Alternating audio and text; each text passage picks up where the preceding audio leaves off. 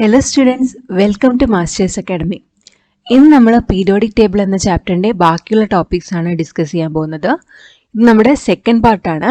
First പാർട്ടിൽ നമ്മൾ periodic ടേബിളിൻ്റെ ഹിസ്റ്ററി ഒക്കെ പറഞ്ഞിട്ടുണ്ടായിരുന്നു. നിങ്ങൾ ആദ്യമായിട്ടാണ് ഞങ്ങളുടെ ചാനൽ കാണുന്നതെങ്കിൽ ഞങ്ങളുടെ ചാനൽ സബ്സ്ക്രൈബ് ചെയ്ത് ഞങ്ങളെ സപ്പോർട്ട് ചെയ്യണം എന്ന് ഓർപ്പെടുത്തുകയാണ്.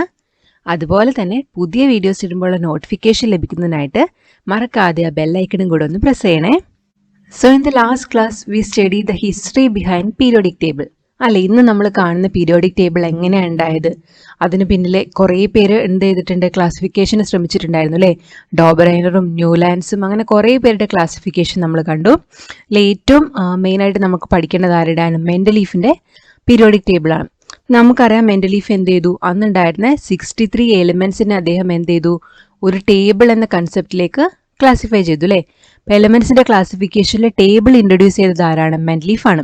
അങ്ങനെ മെൻഡലീഫ് എന്ത് ചെയ്തു, ക്ലാസിഫിക്കേഷൻ നടത്തുന്ന സമയത്ത് അദ്ദേഹം എന്ത് മനസ്സിലാക്കി, ഈ എലമെൻസിന് കുറച്ച് പ്രത്യേകതകളുണ്ട്, സിമിലാരിറ്റീസ് ഉണ്ട്. അതിൻ്റെ അടിസ്ഥാനത്തിൽ അദ്ദേഹം ഒരു ലോ ഇൻട്രൊഡ്യൂസ് ചെയ്തിട്ടുണ്ടായിരുന്നു. And that law was known as Mendeleev periodic law. അത്ര വരെയാണ് നമ്മൾ പറഞ്ഞിട്ടുണ്ടായിരുന്നത്. ഇനി മെൻഡലീഫിൻ്റെ പീരിയോഡിക് ലോയിൽ പറയുന്നത് ഇതാണ്: The physical and chemical properties of elements are the periodic function of their atomic mass. നമ്മൾ എലമെൻസിനെ അറേഞ്ച് ചെയ്തിരുന്നപ്പോൾ എങ്ങനെയാണ്, മെൻഡലീഫ് എന്ത് ചെയ്തു, അതിൻ്റെ അറ്റോമിക് മാസ് പറഞ്ഞിട്ടുണ്ടായിരുന്നു അല്ലേ. അപ്പോൾ എലമെൻസിൻ്റെ ഫിസിക്കലും അതുപോലെ കെമിക്കലായിട്ടുള്ള പ്രോപ്പർട്ടീസ് ഒക്കെ എന്തിനെ ഡിപ്പെൻഡ് ചെയ്യുന്നുണ്ട്, ഈ അറ്റോമിക് മാസിനെ ഡിപ്പെൻഡ് ചെയ്യുന്നുണ്ട്. അല്ലെങ്കിൽ എന്താണ്, അവയെല്ലാം എന്താണ്, ഈ അറ്റോമിക് മാസിൻ്റെ പീരിയോഡിക് ഫംഗ്ഷൻ ആണെന്ന് ആര് കണ്ടുപിടിച്ചു, മെൻഡലീഫ് കണ്ടുപിടിച്ചു. And this law is known as the periodic law of elements. The physical and chemical properties of elements are the periodic function of their atomic mass. ഈ ലോ ആണ് എന്തെന്ന് അറിയപ്പെടുന്നത്, മെൻഡലീഫിന്റെ periodic law എന്ന് അറിയപ്പെടുന്നത്. This was the table introduced by Mendeleev and this table is known as a periodic table. നിങ്ങൾക്കറിയാം അല്ലേ. And the table consists of horizontal rows and vertical columns. ഈ ടേബിളിൽ എന്തുണ്ട്, ഹൊറിസോണ്ടൽ ആയിട്ടുള്ള റോസും ഉണ്ട്, വെർട്ടിക്കൽ ആയിട്ടുള്ള കോളംസും ഉണ്ട്. അതിനെങ്ങനെ 1 2 3 നമ്പർ ചെയ്തിട്ടുണ്ട്, റോസിനെയും കോളംസിനെയും. And the horizontal rows are known as periods and the vertical columns are known as groups. Horizontal റോസിനെ പീരീഡ് എന്നും വെർട്ടിക്കൽ കോളത്തിനെ എന്താണ്, ഗ്രൂപ്പ്സും എന്നാണ് മെൻഡലീഫ് വിളിച്ചത്. And elements of the same group ഉണ്ടോ, എലമെന്റ്സ് സെയിം ഗ്രൂപ്പിൽ ലിത്തിയം, സോഡിയം, പൊട്ടാസ്യം ഇതൊക്കെ എന്താ ഫസ്റ്റ് ഗ്രൂപ്പിൽ വരുന്ന എലമെന്റ്സ് ആണ്.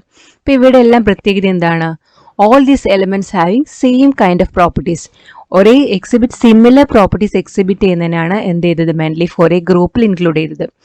This was A speciality of his table. ഇനി മെൻഡലീഫിന്റെ പോസ്റ്റുലേറ്റ്സിനെ പറ്റിയാണ് നമ്മൾ പറയാൻ പോകുന്നത്.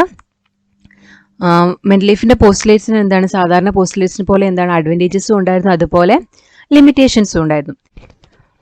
മെൻഡലീഫിന്റെ ടേബിളിന്റെ പ്രത്യേകതകൾ ഇതായിരുന്നു: he arranged elements with same property in the same group. ഒരേ ഗ്രൂപ്പിൽ ഉൾപ്പെടുത്തിയ എലമെന്റ്സ് നോക്കിക്കേ, ലിത്തിയം, സോഡിയം, പൊട്ടാസ്യം, അതുപോലെ ബെർലിയം, മാഗ്നീഷ്യം, കാൽസ്യം, ഈ എലമെന്റ്സിനൊക്കെ എന്താണ്, സിമിലർ പ്രോപ്പർട്ടീസ്. ഏകദേശം സിമിലർ പ്രോപ്പർട്ടീസ് വരുന്ന എലമെന്റ്സിനൊക്കെയാണ് അദ്ദേഹം എന്ത് ചെയ്തത്, ഒരേ ഗ്രൂപ്പിൽ ഇൻക്ലൂഡ് ചെയ്തത്. വെർട്ടിക്കൽ കോളംസ് ആണ് ഗ്രൂപ്പ്. ഈ ഗ്രൂപ്പിൽ ഇൻക്ലൂഡ് ചെയ്തിരിക്കുന്ന എലമെന്റ്സിനൊക്കെ എന്താണ്, സിമിലർ പ്രോപ്പർട്ടീസ് ആണ്. ദെൻ സെക്കൻഡ് പോസ്റ്റുലേറ്റ് പറയുന്നത് ഇതാണ്: അദ്ദേഹം എന്ത് ചെയ്തു, ഈ എലമെന്റ്സിനെല്ലാം അസെൻഡിങ് ഓർഡറിലാണല്ലോ അറേഞ്ച് ചെയ്തത്. പക്ഷെ ചില സ്ഥലങ്ങളിൽ ഈ അസെൻഡിങ് ഓർഡർ പാലിക്കുന്നില്ല. അതിനുള്ള റീസണും അദ്ദേഹം പറയുന്നുണ്ട്. അതിൻ്റെ അറ്റോമിക് മാസിന്റെ നിർണ്ണയിക്കുന്നതിലുള്ള അപാകത കൊണ്ടാണ്, അത് ഡിറ്റർമിനേഷനിൽ വന്ന ഫോൾട്ട് കൊണ്ടാണ് എന്ത് ചെയ്തത്, ഇത് വരാത്തത്, അതിൻ്റെ എന്താണ് അസെൻഡിങ് ഓർഡർ പാലിക്കാത്തതെന്ന് അദ്ദേഹം കണ്ടുപിടിച്ചു.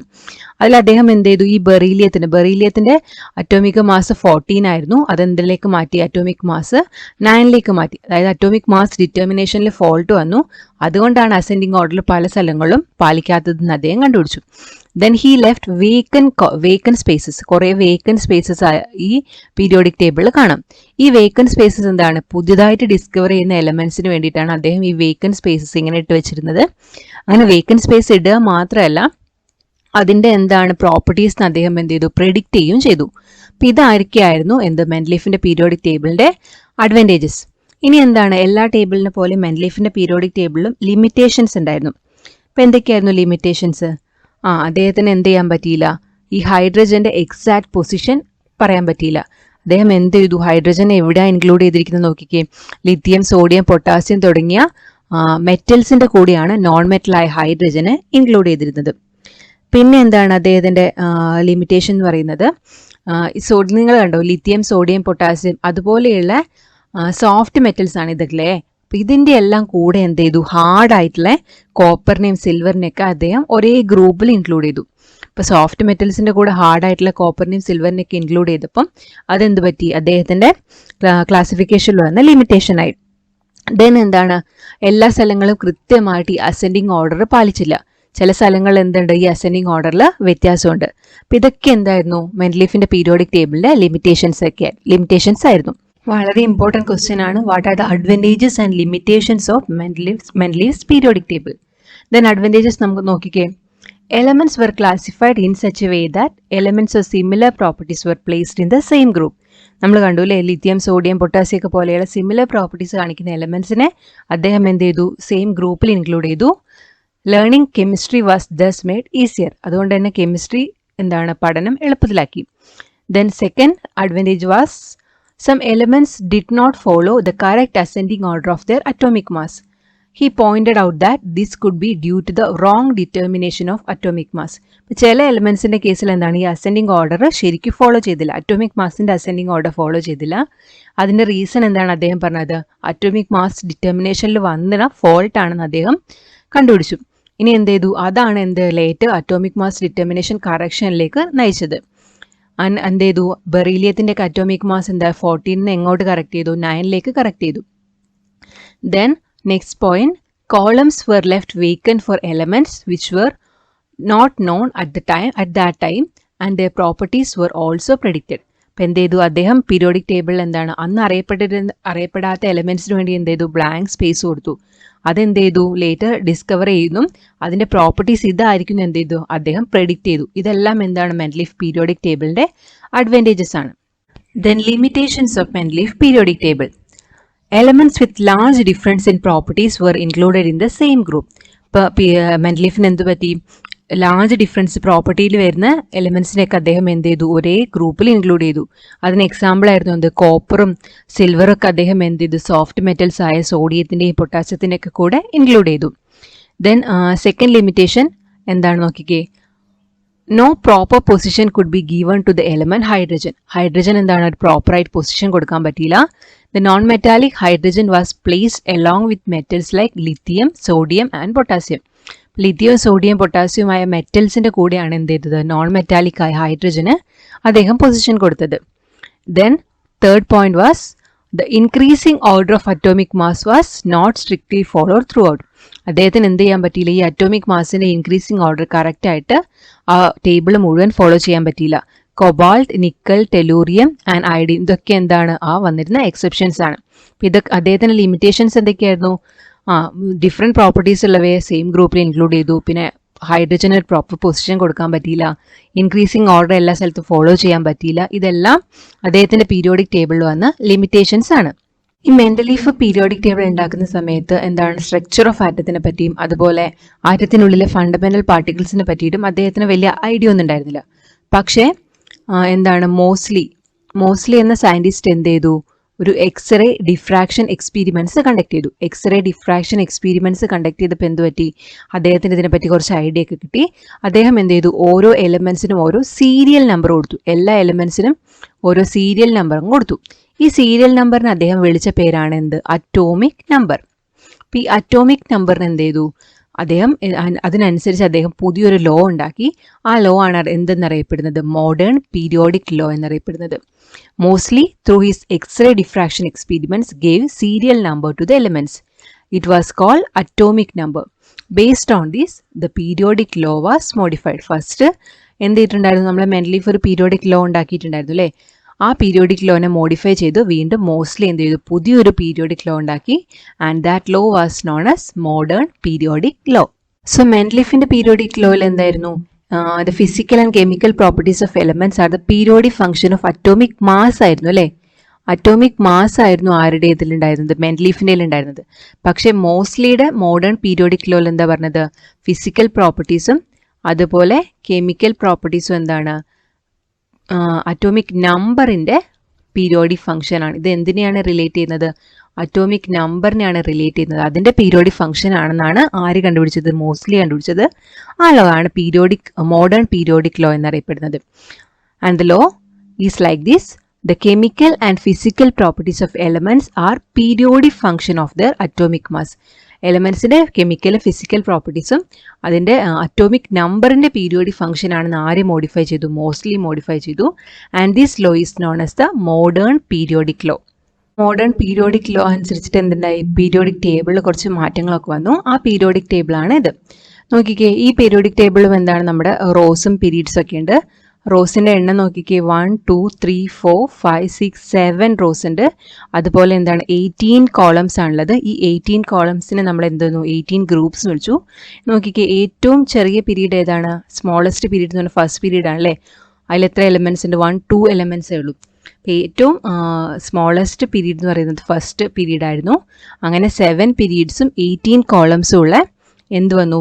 പീരിയോഡിക് ടേബിൾ വന്നു. നമ്മുടെ മോഡേൺ പീരിയോഡിക് ടേബിളിൽ എത്ര ടോട്ടൽ നമ്പർ ഓഫ് പീരീഡ്സ് ഉണ്ട്? ടോട്ടൽ നമ്പർ ഓഫ് പീരീഡ്സ് പറയുന്നത് എത്രയാണ്? 7 ആണ്. അതുപോലെ ഷോർട്ടസ്റ്റ് പീരീഡ് നമ്മൾ കണ്ടു അല്ലേ. ഫസ്റ്റ് പീരീഡ് ആണ് എന്ത്? ഏറ്റവും ഷോർട്ടസ്റ്റ് പീരീഡ്. ഏറ്റവും ചെറിയ പീരീഡ് എന്ന് പറയുന്നത് ഫസ്റ്റ് പീരീഡ് ആണ്. Then number of elements in the third period. Third പീരീഡിൽ എന്താണ്? ടോട്ടൽ 8 എലമെൻറ്റ്സ് ആണ് ഉള്ളത്. Then total number of groups, നമ്മൾ എത്ര ഗ്രൂപ്പ്സ് കണ്ടിട്ടുണ്ടായിരുന്നു? 18 ഗ്രൂപ്പ്സ് ആണ് എന്തിലുള്ളത്? പീരിയോഡിക് ടേബിളിലുള്ളത്. പറയാൻ പോകുന്നത് ഇലക്ട്രോണിക് കോൺഫിഗറേഷനും അവയുടെ പീരിയോഡിക് ടേബിളിലെ പൊസിഷനെ പറ്റിയാണ്. നമുക്ക് ഫസ്റ്റ് ഗ്രൂപ്പ് എലമെൻസിൻ്റെ ഇലക്ട്രോണിക് കോൺഫിഗറേഷൻ നോക്കാം. നിങ്ങൾക്ക് അറിയാം, ഫസ്റ്റ് ഗ്രൂപ്പിൽ എന്താ hydrogen, lithium, sodium, potassium, rubidium, caesium, francium എന്നൊക്കെ പറഞ്ഞ എലമെൻറ്റ്സ് ആണ് ഉള്ളത്. അവയുടെ അറ്റോമിക് നമ്പറും എഴുതിയിട്ടുണ്ട്. നിങ്ങൾ ഈ ഇലക്ട്രോണിക് കോൺഫിഗറേഷനും ശ്രദ്ധിച്ചേ. ഈ എല്ലാ എലമെൻസിൻ്റെ ഇലക്ട്രോണിക് കോൺഫിഗറേഷൻ്റെ പ്രത്യേകത എന്താണ്? എല്ലാത്തിൻ്റെ ഔട്ടർമോസ്റ്റ് ഷെല്ലിലും എത്ര ഇലക്ട്രോൺസ് വീതമുണ്ട്? 1 ഇലക്ട്രോൺസ് വീതമാണ് ഉള്ളതല്ലേ. അതായത് ഫസ്റ്റ് ഗ്രൂപ്പ് എലമെൻസിൻ്റെ എല്ലാത്തിലെയും ഔട്ടർമോസ്റ്റ് ഷെല്ലിൽ എന്തുണ്ട്? 1 ഇലക്ട്രോൺസ് വീതമാണ് ഉള്ളത്. അതുപോലെ തന്നെ നമ്മൾ സെക്കൻഡ് ഗ്രൂപ്പ് എടുത്ത് നോക്കുക. സെക്കൻഡ് ഗ്രൂപ്പ് ആണ് ഈ ഇവിടെ എഴുതി വെച്ചിരിക്കുന്നത്. Beryllium, magnesium, calcium, strontium, barium, radium, ഇതൊക്കെ സെക്കൻഡ് ഗ്രൂപ്പാണ്. ഇപ്പോൾ സെക്കൻഡ് ഗ്രൂപ്പിൽ നോക്കിക്കുക, എല്ലാത്തിൻ്റെ ഔട്ടർമോസ്റ്റ് ഷെല്ലിലും എത്രയാണ്? 2 ഇലക്ട്രോൺസ് അല്ലേ. ഇതിൻ്റെ എല്ലാത്തിൻ്റെ ഔട്ടർമോസ്റ്റ് ഷെല്ലിൽ എത്രയുണ്ട്? 2 ഇലക്ട്രോൺസ് വീതം ഉണ്ട്. നോക്കിക്കേ, ഔട്ടർമോസ്റ്റ് ഷെല്ലിലെ ഇലക്ട്രോൺസിന്റെ എണ്ണവും ഗ്രൂപ്പ് നമ്പറും എന്താണ്? സെയിം ആണ്. ഫസ്റ്റ് ഗ്രൂപ്പ് ആണെങ്കിൽ ഔട്ടർമോസ്റ്റ് ഷെല്ലിൽ 1 ഇലക്ട്രോൺസ്, ദെൻ സെക്കൻഡ് ഗ്രൂപ്പ് ആണെങ്കിൽ ഔട്ടർമോസ്റ്റ് ഷെല്ലിൽ 2 ഇലക്ട്രോൺസ്. ഇപ്പോൾ ഈ ഒരേ പ്രോപ്പർട്ടീസ്, ഒരേ ഗ്രൂപ്പിലെ എലമെന്റ്സിന് ഒരേ പ്രോപ്പർട്ടി വരാനുള്ളൊരു റീസൺ ഉണ്ട്. The chemical properties of elements depend on the number of electrons present in the outermost shell. Outermost ഷെല്ലിൽ എത്ര നമ്പർ ഓഫ് ഇലക്ട്രോൺസ് ഉണ്ട് അതിനനുസരിച്ചാണ് എന്ത്? എലമെന്റ്സിന്റെ കെമിക്കൽ പ്രോപ്പർട്ടീസ്. അതുകൊണ്ടാണ് എന്ത് ചെയ്തത്? ഇപ്പോൾ ഫസ്റ്റ് ഗ്രൂപ്പ് എലമെന്റ്സ് എടുക്കുകയാണെങ്കിൽ എന്താ? എല്ലാത്തിൻ്റെ ഔട്ടർമോസ്റ്റ് ഷെല്ലിൽ 1 ഇലക്ട്രോൺ. സെക്കൻഡ് ഗ്രൂപ്പ് എന്താണ്? എല്ലാത്തിൻ്റെ ഔട്ടർമോസ്റ്റ് ഷെല്ലിലും 2 ഇലക്ട്രോൺ. അങ്ങനെ എന്താണ്? എലമെന്റ്സിന്റെ ഔട്ടർമോസ്റ്റ് ഷെല്ലിൽ സെയിം നമ്പർ ഓഫ് ഇലക്ട്രോൺസ് ആയതുകൊണ്ടാണ് ഒരേ ഗ്രൂപ്പുള്ള എലമെന്റ്സിന് എന്ത് വന്നത്? സിമിലർ പ്രോപ്പർട്ടി വന്നത്. Hence, the elements present in the same group exhibit similar properties in chemical properties. അപ്പോൾ എന്തുകൊണ്ടാണ് ഒരേ ഗ്രൂപ്പിലുള്ള എലമെന്റ്സിന് സിമിലർ പ്രോപ്പർട്ടീസ് വരുന്ന ഒരു ക്വസ്റ്റ്യൻ ആണ്. എന്തുകൊണ്ടാണ്? സോ നമ്മൾ കണ്ടുല്ലേ, the group number is the number of electrons in the outermost shell for the elements in group 1 and 2. Group 1ലും 2ലും ഔട്ടർമോസ്റ്റ് ഷെല്ലിൽ എത്രയാണ്? 1 ആണെങ്കിൽ 1 ഇലക്ട്രോണും 2 ആണെങ്കിൽ 2 ഇലക്ട്രോൺസുമാണ് അതിലുള്ള എല്ലാ എലമെന്റ്സിനും ഉള്ളത്. ഇനി ഗ്രൂപ്പ് 13 മുതൽ 18 വരെയുള്ള ഗ്രൂപ്പിലെ എലമെന്റ്സിന് ഒരു പ്രത്യേകതയുണ്ട്. അങ്ങനെയുള്ള എലമെന്റ്സ് നോക്കിക്കേ. ഗ്രൂപ്പ് 13 ഒരു എലമെന്റ് ആണ് ബോറോൺ. ഔട്ടർമോസ്റ്റ് ഷെല്ലിൽ എത്ര ഇലക്ട്രോൺ ഉണ്ട്? 3 ഇലക്ട്രോൺ. 14 കാർബണിൽ 4 ഇലക്ട്രോൺ. 15 നൈട്രജന് 5 electron. Then 16 oxygen 6 electrons. 17 ഫ്ലൂറിന് 7 electrons. Then 18 നിയോണിന് എന്താണ്? 8 ഇലക്ട്രോൺസ്. ഇവയെല്ലാം നിങ്ങൾ നോക്കിക്കോ. 13 - 3 10 ആണ്. 14 - 4 10 ആണ്. അങ്ങനെ എല്ലാ എലമെന്റ്സിലെയും എന്തുണ്ട്? ഈ ഗ്രൂപ്പ് നമ്പറും ഔട്ടർമോസ്റ്റ് ഷെല്ലിലെ ഇലക്ട്രോൺസ് തമ്മിലെ ഡിഫറൻസ് എന്ന് പറയുന്നത് 10 ആണ്. അതായത് നമുക്ക് ഗ്രൂപ്പ് നമ്പർ കിട്ടാൻ വേണ്ടി എന്ത് ചെയ്താൽ മതി? Group number is equal to എന്താണ്? ഔട്ടർമോസ്റ്റ് ഷെല്ലിലെ ഇലക്ട്രോൺസ് പ്ലസ് 10 ചെയ്താൽ മതി അല്ലേ. അപ്പം the group number of these elements by adding 10 to the number of electrons in the outermost shell. Outermost ഷെല്ലിൽ ഇലക്ട്രോൺസിൻ്റെ കൂടെ 10 ആഡ് ചെയ്ത് നമുക്ക് എന്ത് കിട്ടും? 13 മുതൽ 18 വരെയുള്ള ഗ്രൂപ്പ് നമ്പേഴ്സ് കിട്ടും. ഈ പീരിയോഡിക് ടേബിളിലെ മറ്റൊരു പ്രത്യേകതയാണ്. നിങ്ങൾ നോക്കിക്കേ, സോഡിയം, കാൽഷ്യം, ഗാലിയം, ഇൻഡിയം ഇവയുടെ എല്ലാം എന്താണ്? ഇലക്ട്രോണിക് കോൺഫിഗറേഷനും നമ്പർ ഓഫ് ഷെൽസും തന്നിട്ടുണ്ട്. നോക്കിക്കേ, ഇലക്ട്രോണിക് കോൺഫിഗറേഷൻ സോഡിയത്തിനാണെങ്കിൽ 281 ആണ്. അപ്പം എത്ര ഷെല്ലുണ്ട്? സോഡിയത്തിൽ 281ൽ നമ്മൾ എന്താ? K shell, L shell, M shell. അപ്പം 3 ഷെൽസ് ആണുള്ളത് അല്ലേ. അപ്പം നമ്പർ ഓഫ് ഷെൽസിന് നമുക്ക് അവിടെ 3 എഴുതാം. ദെൻ അവ ഏത് പീരീഡിലാണ്? സോഡിയം 3 ആണ്. പീരീഡ് നമ്പർ എത്രയാ? 3 ആണ്. ദെൻ കാൽഷ്യത്തിന്റെ കേസ് എടുത്ത് നോക്കിക്കേ, 2882. അപ്പോൾ എത്ര ഷെൽസ് ഉണ്ട്? 4 ഷെൽസ് ആണ് ഉള്ളത് അല്ലേ. ഇനി കാൽസ്യം ഏത് പീരീഡിലാണെന്ന് നിങ്ങൾക്ക് അറിയോ? Calcium 4th പീരീഡിലാണ്. ദെൻ ഗാലിയത്തിൽ നോക്കിക്കേ 2, 8, 18, 3 4 ഷെൽസിലാണ് എന്ത് ചെയ്യുന്നത്? ഈ ഇലക്ട്രോൺസ് എല്ലാം ഒക്യുപ്പൈ ചെയ്യുന്നത്. ഗാലിയം എന്തിലാണ്? 4th പീരീഡിലാണ് ഉള്ളത്. ഇനി ഇന്ത്യത്തിൻ്റെ കേസാണെങ്കിലോ 2, 8, 18, 18, 7 അവിടെ എന്ത് വന്നു? 5 ഷെൽസ് വന്നു. ഇന്ത്യത്തിൻ്റെ പൊസിഷൻ എന്ന് പറയുന്നത് എന്താണ്? ഇന്ത്യൻ പീരീഡ് 5ലാണ്. അപ്പോൾ ഇവിടെ എല്ലാം നിങ്ങൾ എന്തെങ്കിലും പ്രത്യേകത കാണുന്നുണ്ടോ? നമ്പർ ഓഫ് ഷെൽസും അതുപോലെ പീരീഡ് നമ്പറും എന്താണ്? ഈക്വൽ ആണ് അല്ലേ. അതായത് number of shells of an element and the number of period to which it belongs are the same. Number of ഷെല്ലും അതുപോലെ നമ്പർ ഓഫ് പീരീഡ് നമ്പറും എന്താണ്? സെയിം ആണെന്നാണ് നമുക്ക് ഇതിൽ നിന്ന് മനസ്സിലാക്കാൻ കഴിയുന്നത്. ഈ വീഡിയോയിൽ ഇത്രയും മാത്രം. ഈ ചാപ്റ്ററിന്റെ ബാക്കിയുള്ള ടോപ്പിക്സുമായിട്ട് നമുക്ക് അടുത്ത വീഡിയോയിൽ കാണാം. അപ്പം എന്തെങ്കിലും ഡൗട്ട് ഉണ്ടെങ്കിൽ കമൻറ്റ് വഴി ഞങ്ങളെ അറിയിക്കാവുന്നതാണ്. വീഡിയോയെക്കുറിച്ചുള്ള അഭിപ്രായവും പറയാൻ മറക്കരുത്. നിങ്ങളുടെ സപ്പോർട്ട്സാണ് ഞങ്ങളുടെ സ്ട്രെങ്ത്. അതുകൊണ്ട് ഞങ്ങളെ എല്ലാവരും സപ്പോർട്ട് ചെയ്യുക. ഇതുവരെ ഞങ്ങളുടെ ചാനൽ സബ്സ്ക്രൈബ് ചെയ്തില്ലെങ്കിൽ സബ്സ്ക്രൈബ് ചെയ്യുക. ചാനലിൽ അപ്ലോഡ് ചെയ്തിരിക്കുന്ന ബാക്കി വീഡിയോസൊക്കെ കാണുക. അഭിപ്രായങ്ങൾ പറയുക. Thank you for watching. Have a wonderful day.